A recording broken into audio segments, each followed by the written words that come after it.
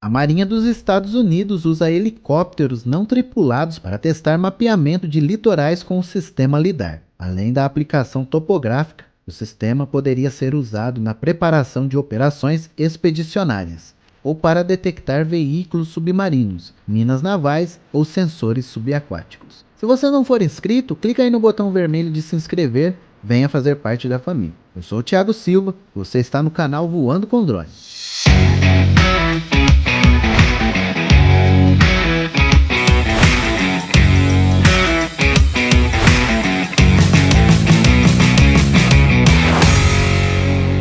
Recentemente, a Marinha dos Estados Unidos conduziu com sucesso testes de voo de um helicóptero não tripulado, que mapeou o fundo do mar em águas pouco profundas com a ajuda da tecnologia LiDAR, informou o portal Naval News. A tecnologia LiDAR, Light Detection and Ranging, usa varredura por laser para obter informações a respeito de objetos distantes. O laser, de baixa potência e inofensível para os olhos, gera pulsos de luz, que são refletidos da mesma maneira que as ondas de rádio, no caso de um radar, para fazer mapas tridimensionais de maneira rápida e precisa.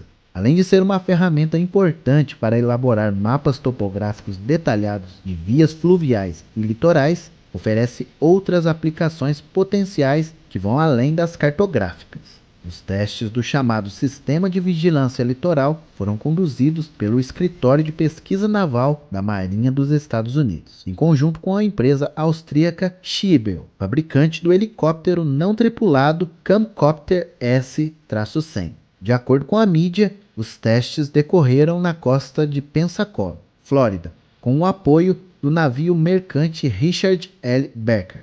O LiDAR é utilizado em uma ampla variedade de aplicações que incluem topografia, sistemas guiados a laser e, inclusive, alguns veículos não tripulados. Com sua utilização em pequenos drones, a Marinha de Guerra poderia empreender novas modalidades de reconhecimento, adequadas às operações expedicionárias. Planeja-se que helicópteros robóticos usem a tecnologia para vigiar as águas circundantes das numerosas ilhas pequenas na disputada região do Pacífico.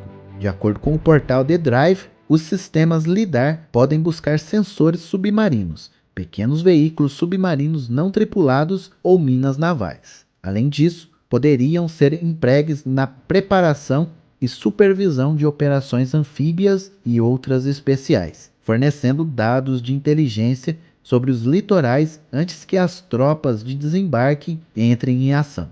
E aí, o que você achou deste conteúdo? Foi interessante para você? Deixa aí nos comentários. Até o próximo vídeo. E se não for inscrito, se inscreva aí no botão vermelho. Tchau, tchau!